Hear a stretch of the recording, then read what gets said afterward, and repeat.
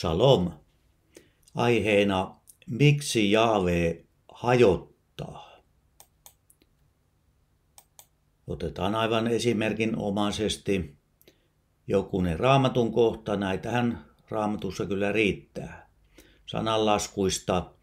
Kuningas istuu tuomioistuimella, hän silmillään hajottaa kaiken pahan pois. Raamattumi on kääntynyt väärin, että perkaa. Juuri sana hajottaa. On tietenkin hyvä asia, että sitten Jumala, kun aika tulee, hajottaa kaiken pahan pois. On selvä asia tässä, että hajottaminen on loppujen lopuksi hyvä asia. Sitten Hesekiel. Minä hajotin heidät pakanakansojen sekaan ja heidät siroteltiin muihin maihin. Vaelluksensa tekojensa mukaan minä heidät tuomitsin.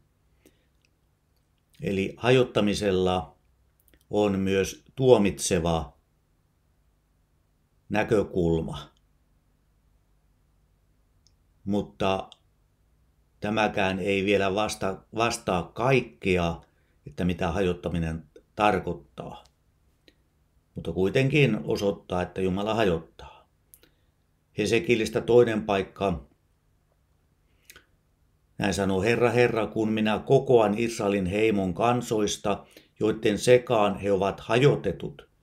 Silloin minä näytän pyhyyteni heissä pakanakansain silmien edessä, ja he saavat asua maassa, jonka minä annoin palvelijalleni Jaakobille. Eli Herra on hajottanut kansansa, mutta hän myös kokoaa kansansa.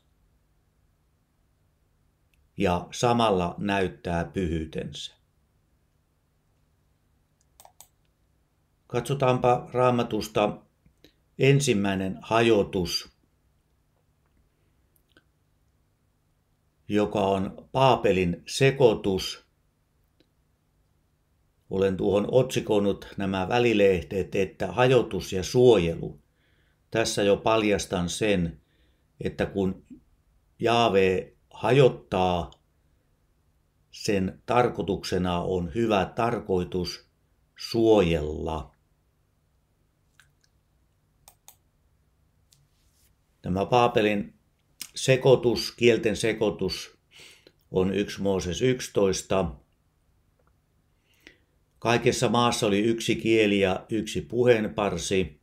Puheenparsi on vanhaa suomea, ei se nykyään kerro mitään tuo sana. Juurisana on yksimieliset puheet.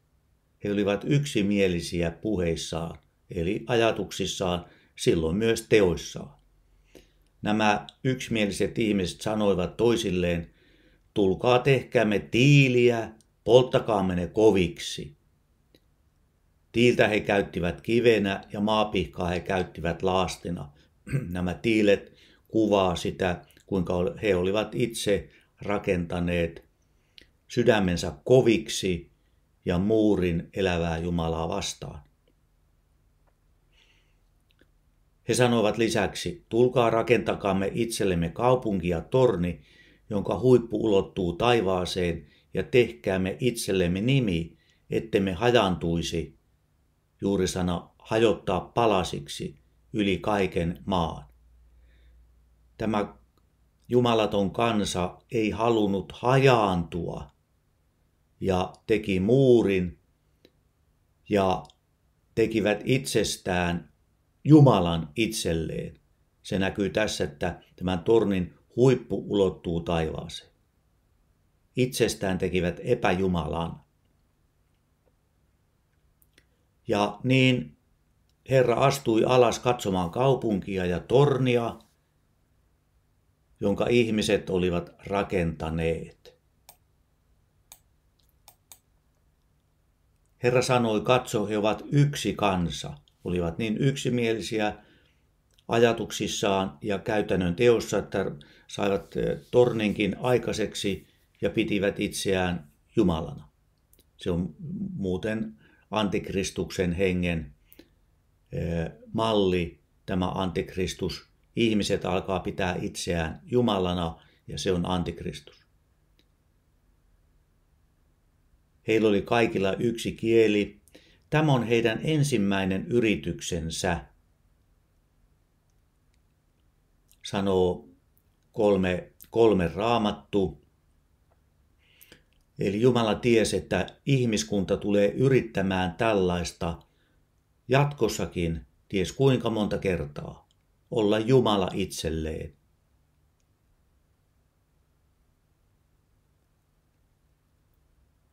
Ja kuningas Jaakko sanoo tuon paikan, tätä he alkavat tehdä. This they begin to do. Olla Jumala itselleen.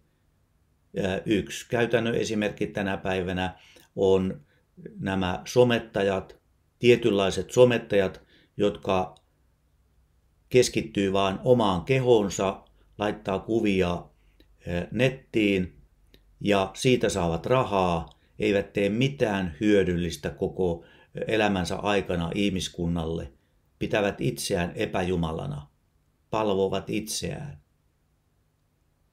Ja niin palvoo heitä moni ihminenkin, kun saavat isot rahat. Siis nuo epäjumalat ihmiset, pääsääntöisesti naiset, epäjumalina heitä palvotaan ja annetaan rahaa uhrina. Mutta juuri sana tätä he alkaa tehdä, on saastuttaa itsensä. Tämä epäjumalan palvelus on itsensä saastuttamista demonihengillä. Raamattu jatkaa, nyt ei heille ole mahdotonta mikään, mitä aikovatkin tehdä. Mahdotonta juuri sana linnoittautua. He ovat linnoittautuneet Jumalaa vastaan niin, että yksimielisyydessään se, mikä ihmisille demonivoimien, saatanan voimilla on mahdollista, niin se täyttyy heidän tavoitteensa saatanan voimassa.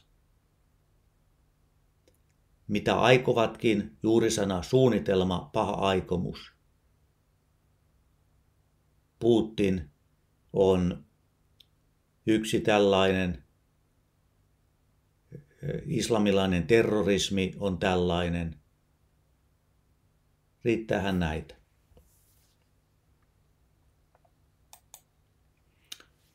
Raamattu jatkaa Jumalan puhetta. Tulkaa, astukaamme alas, sekoittakaamme siellä heidän kielensä, niin ettei toinen ymmärrä toisen kieltä. Niin Herra hajotti heidät sieltä yli kaiken maan, niin että he lakkasivat kaupunkia rakentamasta. Siitä tuli nimeksi Baabel, koska Herra siellä sekoitti kaiken maan kielen ja sieltä Herra hajotti heidät yli kaiken maan. Täällä on 2 kertaan sanottu, että Herra hajotti ja sitten lisäksi vielä sekoitti. Sekoittaa sana, juurisana on palal, joka liittyy Baabel-sanaan, sekoittaa, sekoittua. Ja tämä Baabelin henkivalta sekoittui ihmiskuntaan, mutta Jumala hajotti ne ihmiset sieltä ja kielet hajotti niin, etteivät he enää pystyneet olemaan yksimielisiä. Siis tässä Jumalan hajottaminen suojeli ihmistä vielä enemmän antautumasta saatanalle. Ja tätä kautta Jumala varjeli itselleen sen mahdollisuuden, että ihminen, osa ihmisistä ainakin, oli tulevaisuudessa vielä pelastettavissa iankaikkisuuteen, vaikka tämä Baabelin henkivalta ei itsessään kadonnut, ja se on tänäkin päivänä Suomessa, vaan valitettavasti lisääntyvässä määrin. Siis Jumala hajotti suojellakseen, mahdollistaakseen itselleen antaa hyvää ihmiselle. Toinen hajotus ja suojelu, pakkosiirtolaisuus. Kuningasten kirja kertoo Salomosta. Tosiaan nämä on vain lyhyitä esimerkkejä asioista. Raamattu kertoo näistä todella paljon. Salomolla oli Faaraon tyttäriä, montakin vaimona, muukalaisia eli pakanavaimoja, eli tässä muukalaiset pakanavaimot edustavat epäjumalan palvelijoita. Samaten nuo Faaraon tyttäret, ne oli epäjumalan palvelijoita. Ja Salomo rakasti Moabia, Ammonia, edomilaisia, sidonilaisia, heettiläisiä, niiden kansain naisia.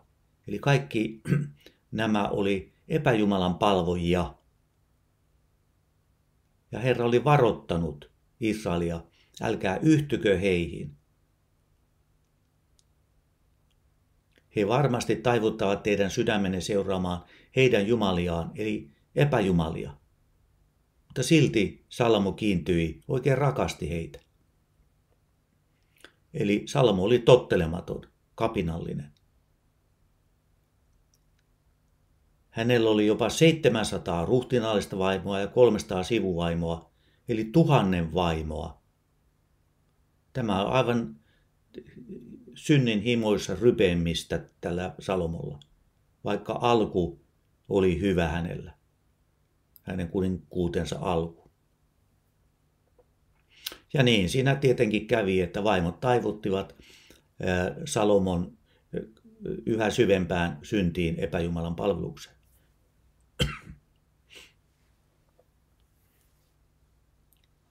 Ja ei Salomo enää kyennyt antautumaan ehyin Herralle. Hänen sydämensä jakaantui. Kaksimielinen mies, älköön luulko Herralta mitään saavansa, sanoo Uusi testamentti. Ontuu kahdelle puolelle. Ja tämä ontuminen kuvaa epätäydellistä vaellusta Herran edessä.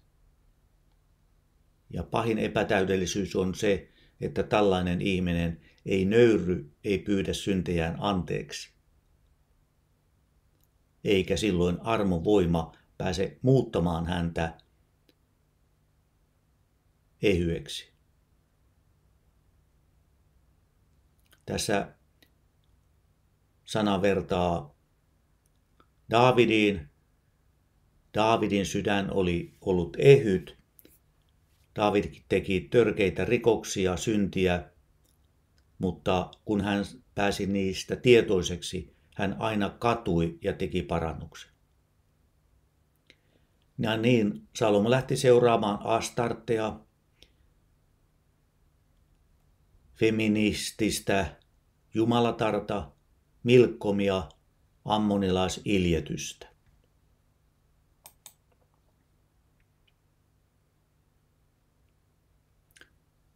Kuningasten kirja jatkaa. Salomo teki pahaa Herran silmissä, ei uskollisesti seurannut Herraa.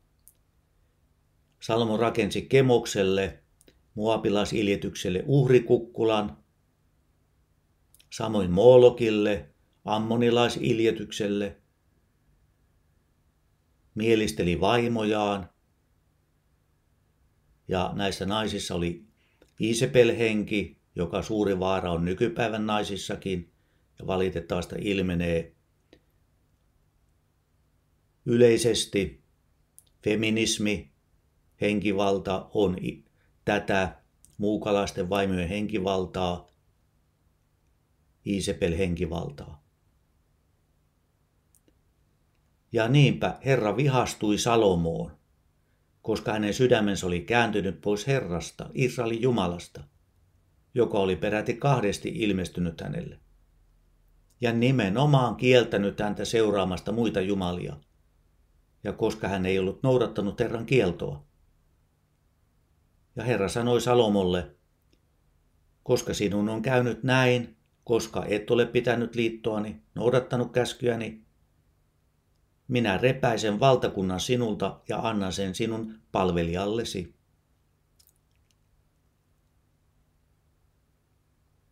jos Salomo olisi saanut vain jatkaa ja jatkaa kuninkaana, hän olisi johdattanut koko kansan näiden epäjumala iljetysten orjaksi, saatanan orjaksi. Mutta kun Jumala hajotti Salomon kuningaskunnan 2 osaan, ja historiasta tiedämme ja raamattuhistoriasta, kuinka Juuda ainakin alkuun noudatti paremmin tätä Daavid-linjaa, uskollista linjaa. Eli Jumala hajotti suojellakseen ihmistä, suojellakseen niitä, jotka ovat valitut.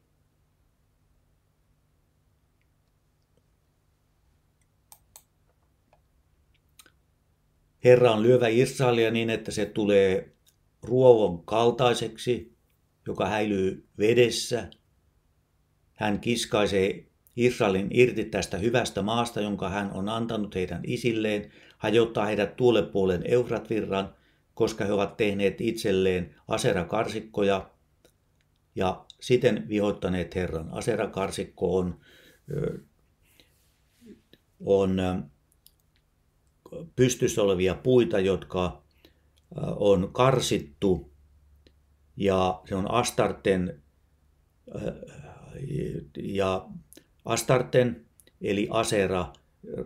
Eri kansakunnissa siellä käytettiin eri nimiä tästä feminiinisestä epäjumalasta. Ja kuinka nytkin lähinnä naiset käy halaamassa, pussailemassa puita, kuvitellen saavansa niistä jumalallista voimaa, saavat saatanan voimaa.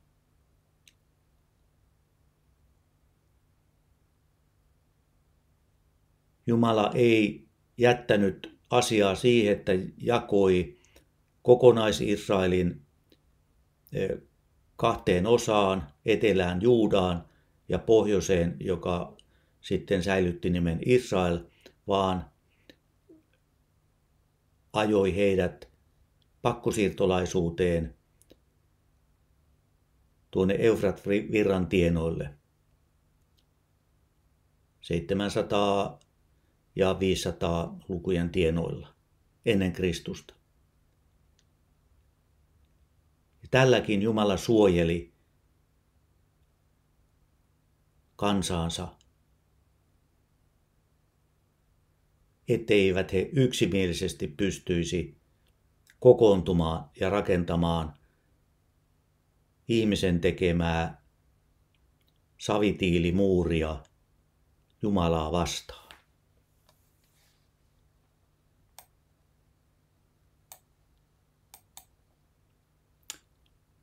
Hajotus ja suojelu, diaspora.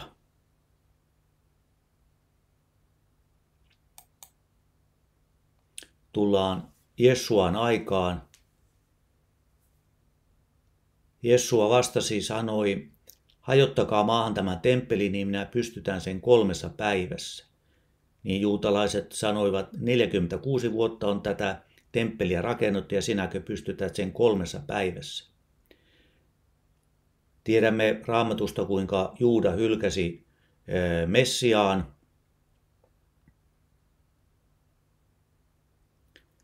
Ja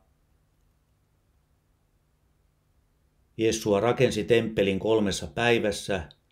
Hän itse on tämä temppeli.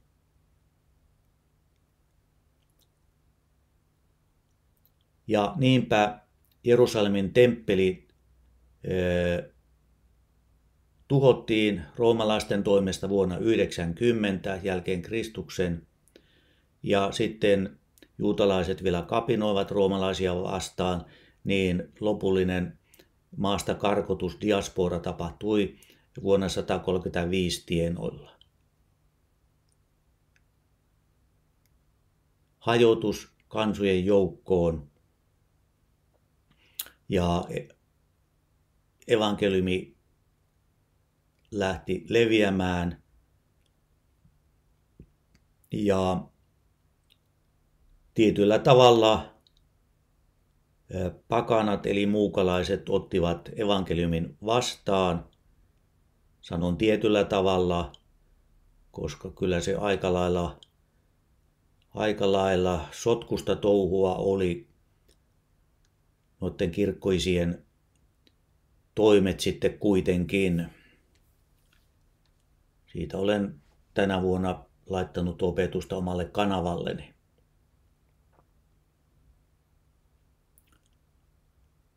Jaave hajotti tällaisen farisialaisen kirjanoppineitten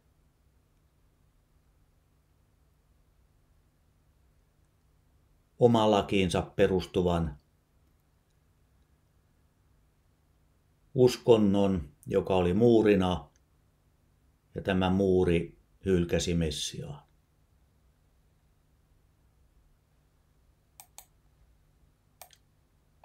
Hajotus ja suojelu, kristittyjen hajotus.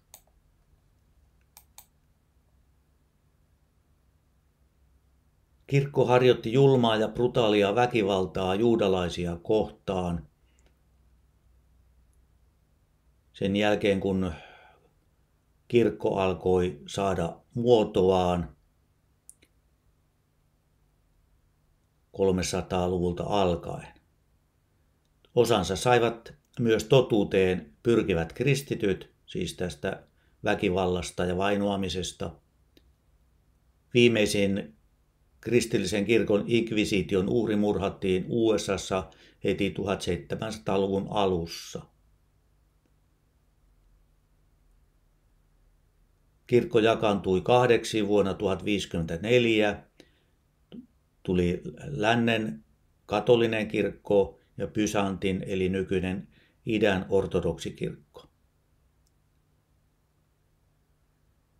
1500-luvusta lähtien jakaantuminen kiihtyi ja nykyisin on jonkun lähteen mukaan 30 000 kristillistä uskontokuntaa.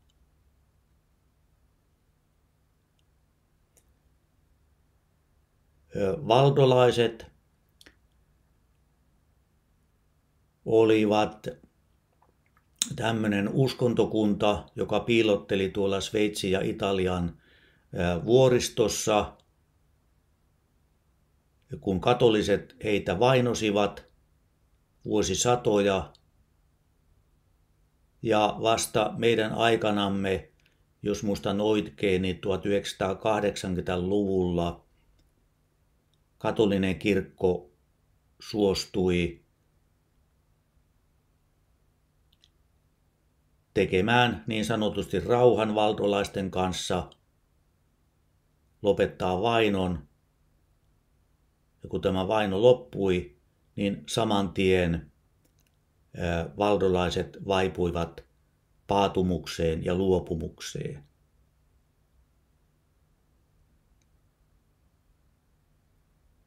Jaave hajotti kirkon, jotta se ei olisi tuhonnut koko valittua kansaa. Juudalaisia, Israelia ja valittua kansaa, myös ne, jotka aidosti tahtovat seurata Jeesuan opetuslapsina. Eli tässäkin hajottaminen, Jumalan hajottaminen oli suojelu. Evankelisluterilainen-kirkon hajotus Suomessa. Tammikuu 2024. Suomen piispat kokouksessaan antoivat uhkauksen kansanlähetykselle ja Sleylle naispappeuteen liittyvässä kiistassa pappisvihkimyksestä. Sley, kansanlähetys, ei oikein hyväksy naispappeutta ja ovat käyneet Inkerin kirkossa vihittämässä tulevat papit. Tämä ei Evankelisluterilainen-kirkon piispoille kelepaa ja uhkavaatimus on toukokuu 2024 mennessä tehdä jotakin. Kiristyskeinona on raha-avustukset eivät anna rahaa näille 2 lähetysjärjestölle.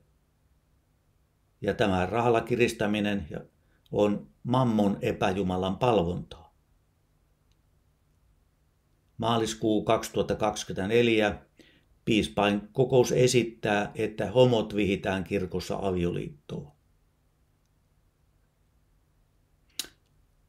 Näkemykseni on, ja toivon oikein näin, että kansanlähetysläiset ja sleyläiset ymmärtäisivät ja tottelisivat Jumalan käskyä, niin kuin Salomolle Jumala oli antanut käskyjä ja neuvoja, ja että nyt olisivat se korjattu Salomon ja ottaisivat vastaan, astuisivat ulos tuosta porttokirkosta, vähät välittämättä siitä, vaikka rahavirrat vähenee, koska Jumalalla on rikkaudet, ja katsoo sitten, mihin Jumala vie, heittäytyä Jumalan Jaaveen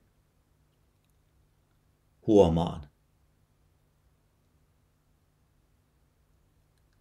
Koska tämä hajotus suojaa vielä uskossa riippuvat.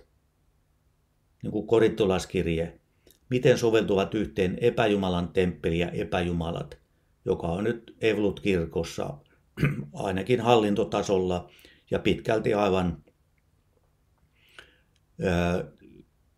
pikkuseurakuntia myöten, kun naispapit siellä julistaa synnin hyväksyntää.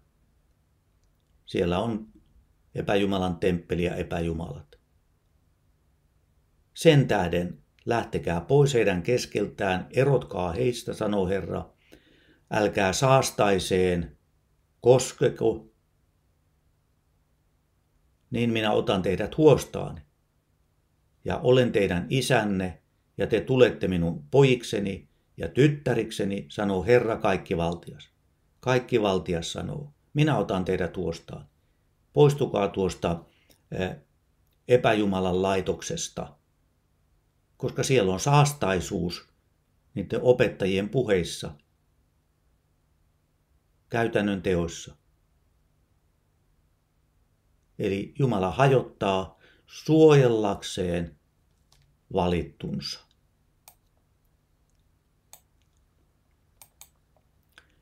Hajotus ja suojelu, ekumenia.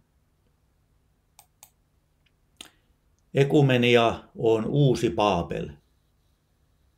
Ekumenia on kaikkien kristillisten kirkkojen yhteistyö ja pyrkimys yhteyteen. Ekumeninen liike sai alkunsa 1800-luvun lopulla. Ekumeniaa harjoittavat ihmiset pyrkivät edistämään myös pakana uskontojen yleistä suvaitsevaisuutta. Tämä on Wikipediasta otettua tekstiä. Ekumenia väittää perustavansa työnsä Johannes 17.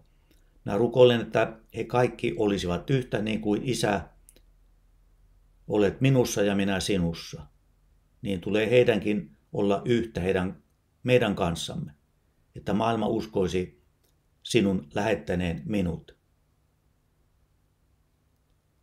Miten voi olla Jumalan suunnitelma, että ajetaan pakana uskontojen eli epäjumalan palveluksen eli saatanan palveluksen suvaitsevaisuutta ja levittämistä? Miten voi olla yhtä katolisen kirkon johdon kanssa, kun tuntee sen opin saastaisuuden, ortodoksisen kirkon saastaisuuden? Ekumenia, uusi Baabel, savitiiliä, ihminen on tehty savesta, savitiiliä rakennetaan muuriksi elävää Jumalaa vastaan. Minä kokoan kaikki pakanakansat, viet ne alas Joosafatin laaksoon, käyn oikeutta niiden kanssa, kansani ja perintöosani Israelin tähden, sillä he ovat hajottaneet sen pakanakansain sekaan, ovat jakaneet minun maani. Eli pakanat, jumalattomuus hajottavat Jumalan valittujen joukkoa, uskollisten joukkoa. Mutta Jumala käyttää viimeisen sanansa ja antaa vanhurskaan oikeudenmukaisen tuomion. Mikä on Jaaveen järjestys? Jaave on rauhan Jumala, ei epäjärjestyksen Jumala. Jumalan viimeinen sana on rauha. Hesekiel profetoi. Näin sanoo Herra, Herra, minä kokoan teidät kansojen seasta ja kerään teidät maista, joihin teidät on hajotettu. Annan teille Israelin maan. Jumala on hajottanut,